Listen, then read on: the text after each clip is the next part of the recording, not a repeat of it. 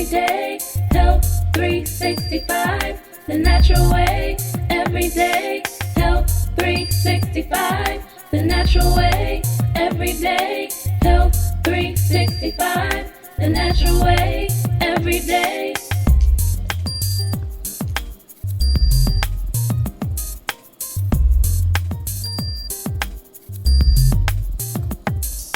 Health 365, the natural way.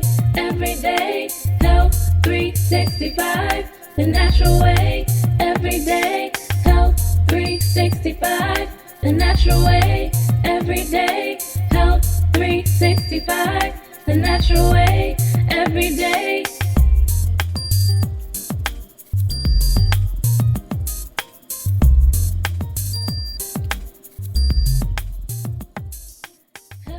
Hi, I'm Dr. Ruby Lathon, and welcome to Health 365, where we tackle a lot of health issues to get you on your path, and today on your path to radiant health. I have a very, very special guest today, Dr. Phyllis Hubbard, who is owner of Radiant Health Strategies and a very good friend, and so we have lots to talk about. She's a naturopathic physician. She's a lot of things. We'll jump into that. But that being the primary one, but so many other things that complement what you do. So that's why I really wanted to talk to you, because you put a fascinating skill set together that I think really serves people very well. So welcome to the show. Thank you for having me. Great. Glad to be here. Great.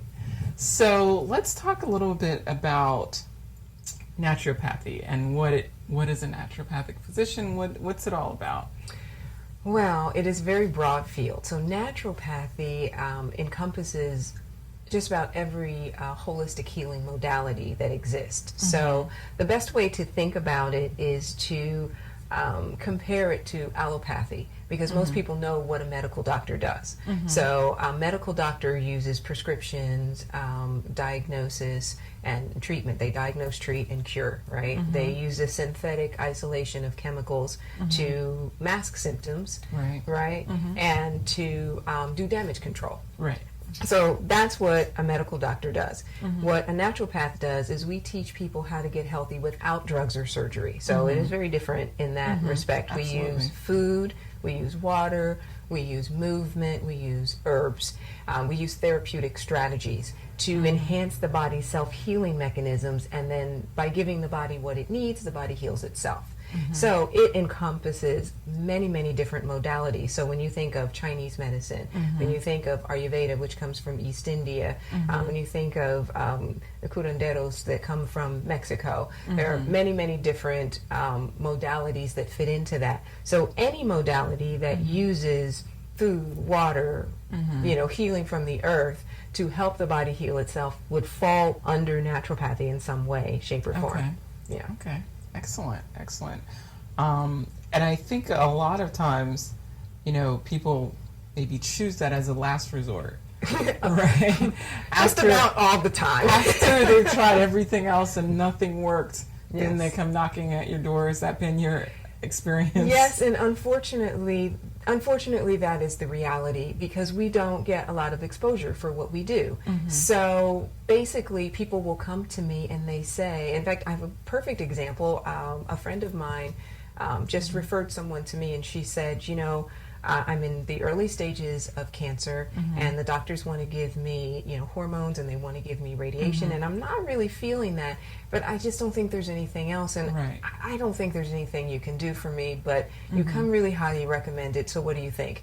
And that's what I get all the time. And I'm like, first of all, what the medical doctors tell you is one way of healing the body. Just one of many. In naturopathy, we have thousands of ways to heal the body. So people come to me as a last resort thinking, well, there's nothing left. There's nothing I can do. I'm at the end of my rope. Okay, we'll try this natural voodoo stuff, right? We'll just try this little witchcraft and won't tell nobody, that type of thing, right? And they come to me and they say, well, there's probably nothing you can do. I'm like, there's lots. There's so much we can do. My thing is, are you even going to open yourself up to the possibility of all the different things we can do to help you heal the body? So it is pretty much limitless. Right. And that is the real shame. I think that's the real thing that upsets me, because there's not a lot of information out there, and people get into dire straits before they show up. Right. You know, and I don't always have to do a lot to help people reset themselves, which is another thing that's very interesting. It is. No, you mentioned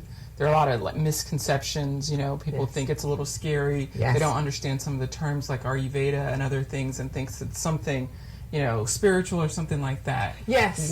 Yes. Can you clear that up? Thank you. That's a great question. Yes. When I start talking about healing with the earth, for some reason, I don't know how this happened. I really don't, because in every religious tradition, there is talk of healing of the earth. So I don't know how that got mixed up, but for whatever reason, people perceive using some type of modality that comes from maybe another country, or that comes from using herbs or whatever, as something that has to do with a religious practice, and has absolutely nothing to do with that. What I always say is, you know, people say that healing, you know, the body with ginger sounds kind of strange, right? And I'm like, well, what's in Tylenol? Right. And they say, well, I don't know. I'm like, why would you put something in your body you don't even know what it is? Right. Right? To me, that's voodoo, right? But you just, they say on TV that this is something that helps you, and so you're just going to put it in your mouth. You don't know what it is. You look in the back, you can't even read half the stuff that's in it, and you're just going to blindly take it, and it still doesn't do anything for you, but you believe that. But I'm telling you, this thing that I pulled out of the ground, that you know what it is, right? Everyone's had ginger ale, ginger snap cookies. Whenever you get an upset stomach, everybody goes grabs the ginger exactly. ale. Like, you know what that is, but that's crazy? Right. Okay. So there's a lot of re-education that I have to do to help people really understand what's going on with this. But no, it doesn't matter what your religious background is, because there is no connection to that. And I guarantee you, if you study whatever religious doctrine that you believe in, I guarantee you what you will find is that you're supposed to eat real food and heal your body from the earth, and not use outside chemical substances that didn't exist when whatever that doctrine may be, the Bible, Quran, or whatever was written. Those foods didn't even exist. So I think it's really interesting for people to open their minds to that. Right. So it's a fascinating thing to watch. It is. What's the training like for a naturopathic doctor? Well, my path was a little bit different, because I came into naturopathy through Ayurveda. So I probably should back up and talk a little bit about how the whole thing came together. Basically, I had a disease, a chronic obstructive pulmonary disease, which is chronic bronchitis. And I had it as a child, and I had it every year for a very long time. And at some point, I thought, okay, this is not going very well, because the doctors would just give me medicine, and I would blindly take it. But as I would take it, I think, well, there's something wrong with this, right? I am being drugged. Right. I mean, like, I could really, really feel the drug. In my mid-20s, it got to the point where the first 2 days of bronchitis, I couldn't even stand up straight. Right. And I thought, okay, either if because of the medication. Well, because of the medication. So what would happen is the doctors would say, okay, your coughing is becoming too strong, so we're going to give you some narcotics to suppress the cough. And I'm like, but what's causing the cough? And no one could answer that question. Right. Right? And it bugged me, but I didn't know where to go. Okay. So when I decided that I would take my life into my own hands, I discovered Ayurveda. Okay. And Ayurveda is a system of healing that teaches you how to use food and water and herbs and so forth. And that's what led me to naturopathy. Well, we'll take a break, because that's a good breaking point, and we'll talk a little bit more how you actually merged into that and how all of this turned out. So hang on, we're going to take a slight break, and we'll be right back.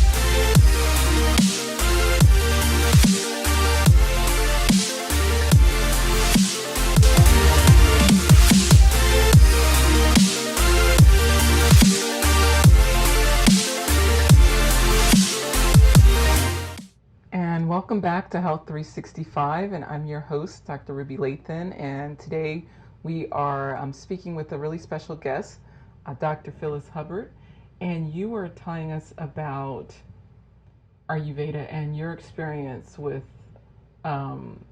your pulmonary disease that you were dealing with. Right, so let's right. pick up right there. So chronic obstructive pulmonary disease. Basically, what was happening is that I noticed that every year the bronchitis would come back stronger, and the doctor's response would be to up the meds.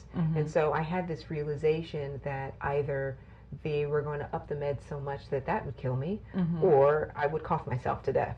And so I was at my wit's end, and I had never heard of holistic medicine, naturopathy, Ayurveda, any of that stuff. I'd never heard of any of it. And so I didn't know what to do. So I went in the bookstore, and I discovered a book on Ayurveda. I was literally attracted to it. Right. And Ayurveda is a system of healing from India, but if you look at the literal translation of the word, it simply means how to live your life. It's the science of living. And I thought that that was fascinating, that I'm trying to heal my body, and their idea of that is you need to learn how to live your life. Right. Right? That's usually what it boils down to. Exactly. Yeah. And that is what it boils down to, but I hadn't thought of it that way. Right. And so the most important thing that I learned from Ayurveda is that disease is something that you get. And if you can get it, you can unget it. Right. And that's not what I learned from my medical doctors. My medical doctor said that you have chronic bronchitis, and so you're going to get asthma, and then you'll probably get emphysema, and then you die. And I was like, okay, thank you That doesn't sound very very much. good. Yeah, Right? let's do something different. Let's do here. something different. And so now I don't have bronchitis anymore. I've so I'm noticed, like, well, so much for that, because I'm not coughing right now, right? So, so it was very, very interesting to have me go through that. And what I always like to share with people is that it is in the mind as well. Healing begins in the mind. Absolutely. I had to believe that I could overcome this, because when I read you can unget something that you got, that was completely opposite to what I was been taught. That which once is, you get it, you have it forever, And it and you just becomes- have to manage it. yes, and it becomes Right. a part of your identity. So if you watch TV commercials, pharmaceutical commercials, or an actor would come on and say, well, my asthma has done this, and my this and my that. I'm like, it's not yours.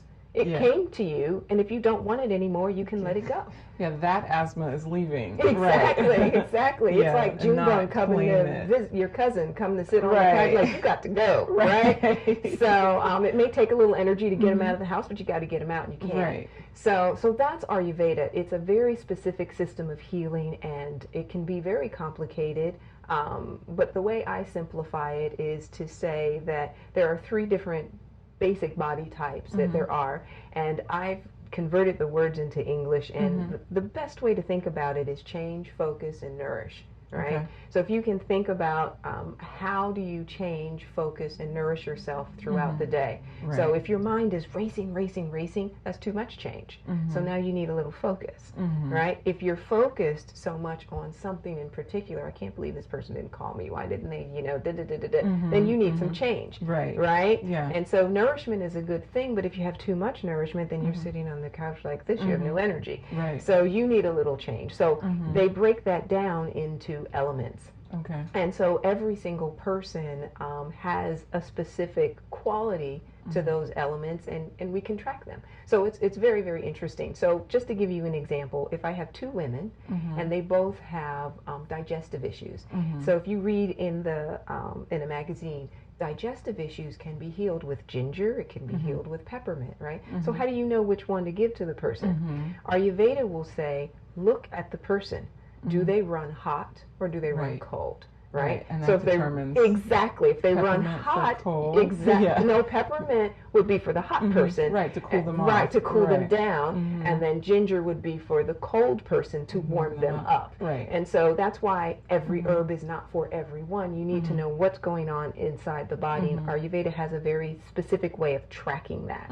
So it's a pretty fascinating science. I love working with it. Yeah. And what I found fascinating about your story is that you said within 3 months of changing, nourishing, and listening to your body, you were able to get rid of this chronic pulmonary disease that was so tough that you were drugged, and in 3 months that you'd had for years. Yeah, 27 Completely years of doctors and drugs, no change, just getting worse. 3 months of Ayurveda, completely healed, and I never looked back. And that's amazing. How do you... Because you see all these commercials about chronic pulmonary disease, and the reason they call it chronic is because it's chronically going to be there forever. And generally gets worse. Right. And that's just a label they've put on it because they don't know how to deal with it. That's right. Traditionally. That's right. But you were able to reverse it. And, you know, it's the same with my story. And for those who don't know, when I recovered from cancer, Dr. Hubbard, who was one of the first people I went to help me with that, because I didn't know,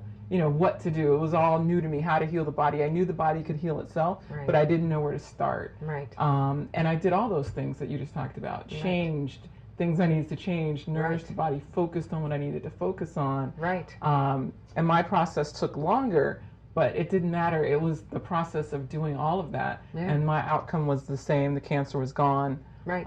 Very similar. And the great part, you were just getting started. Yeah, exactly. Yeah. That was, you know, what I think is so beautiful about our story is that there are a few clients that I've had in my life that had a huge impact on my life, and you're definitely one of them. Back then, I knew that I had to do something different with my life because I was in the corporate world. And having grown up poor, I was not trying to go back to poor because I was like, oh no. You know, so when I felt the pull, I thought, gee, I don't want to quit my job and do this full time. You had a great job. I had a wonderful job. I was traveling all over the place, had my company card. I was like, oh no, I'm not going back to that. But that spiritual pull was like, you know, people are suffering and you have the answer and you're going to hold on to that answer. And I'm like, well, can you send me a check? Because I feel like better if I have some bank, you know. but you know, you have to trust, right? You have to trust and you have to have faith. And with your story, what is so really, really fascinating about your story is right before you told me that you had cancer, I was in my second Ayurvedic class. Second class. I had no credentials at all whatsoever. And in the second class, our teacher said, I want you to take on clients, but don't do anything too stressful. Just pick someone with constipation or, you know, I remember that acid reflux or something, you know. And so I hear from you, and I'm like, cancer? That's serious too big. business, You know, and I remember that my mentor, my Ayurvedic teacher, she was such a powerful person, you know, and when I went to her and I said, please take on this friend of mine, Ruby, as a client and let me be your understudy, she, without blinking, was like, absolutely not. I will not do that, because she did not come to me. She came to you, and she would not have come to you if you weren't ready. And that was really hard for me to accept, you know, that I could take that on, because I felt like I needed a piece of paper. And she said, you know, we don't have any rights in this country as holistic practitioners. So don't try to act like a doctor, right? Do the other stuff and teach her how to read between the lines, right? You're not allowed to diagnose, treat, or cure, so we can't use those words. And so we went through that whole process, and that's how we were able to work together. And you, of all people, really, really stepped up to the plate, I have to say. And that's something that's really important.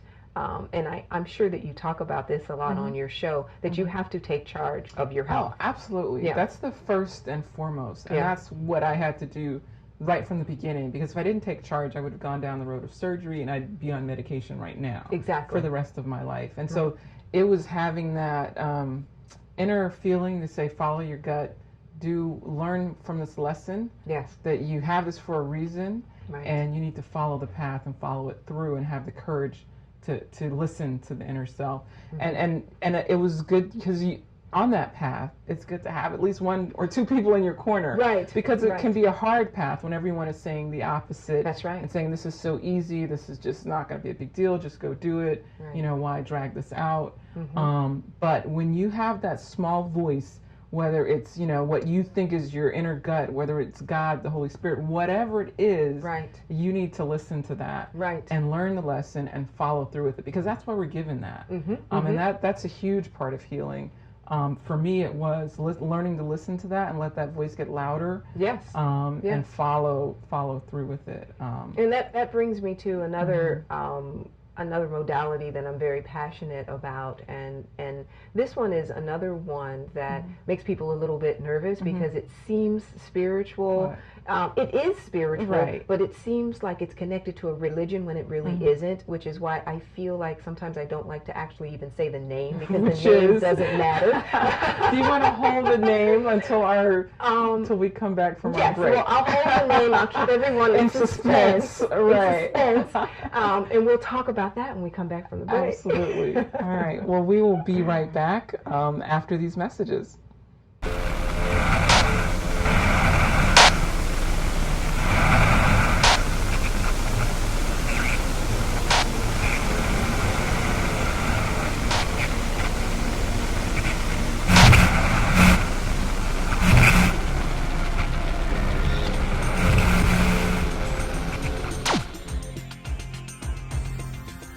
Welcome back, and we're going to pick right up where we left off about this mysterious modality that often scares people. And so what is that we're talking about? This is a modality that exists in every single culture, right?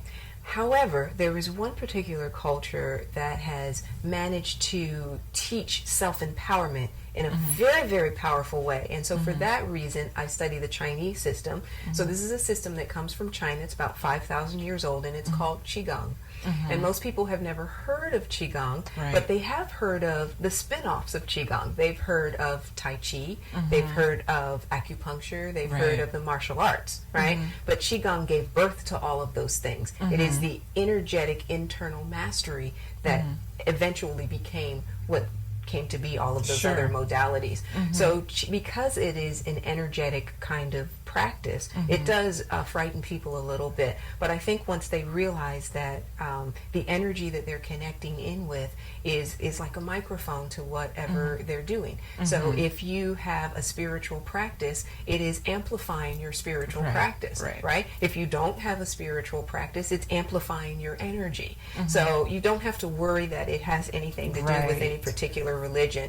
But Qigong is a system that comes from China, and Qi is one word, Gong is another. Qi means energy, breath, life force, and it means every kind of energy. The energy that powers the lights in these rooms, in this room, right? The energy that powers your heart. You're not thinking about your heart right now, but it's beating. Why? And energy is making that happen. Something's making it happen, right? Lots so of they things. would say energy. Qi is making that happen. So the energy that you feel when someone walks into the room and you're like, ooh, right?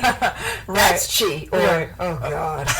Right? That's Qi. Right? So emotional energy as well, right? And the energy of God, spirit, right? All of that is Qi. So you can't really pinpoint one particular thing. I know, because I have to say, when I first got into that, I was a little skeptical too, because I was like, I don't know what this is about. When I was thinking, I need to visualize and meditate, I was a little skeptical. And then I start reading about that, and I would prayerfully do my meditation and visualize what I wanted, visualize cancer leaving the body. And I realized this is just part of who we are. Exactly. It's like dreaming. It's like what God has given us, so many different facets of ourselves that we don't have to be afraid to tap into that inner self. You know, and we don't use that power, and that's one of the reasons why I'm so passionate about teaching Qigong. And one of my favorite spiritual gurus says that if God is like the sun, we are the sunbeam. We're shot from the mind of God. So we're climbing up the sunbeam trying to get to God. When God's like, I gave you the power. You're supposed to be warming the earth.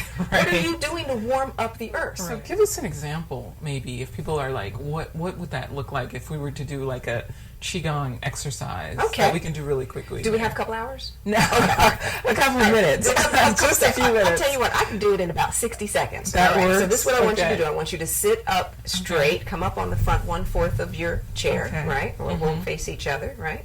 And I'm going to move this pillow over here so we get a little bit more space. And I want you to pull your shoulders back and down, and I want you to think that your body is like a rag doll but with good posture, right? Okay. A rag doll with good posture.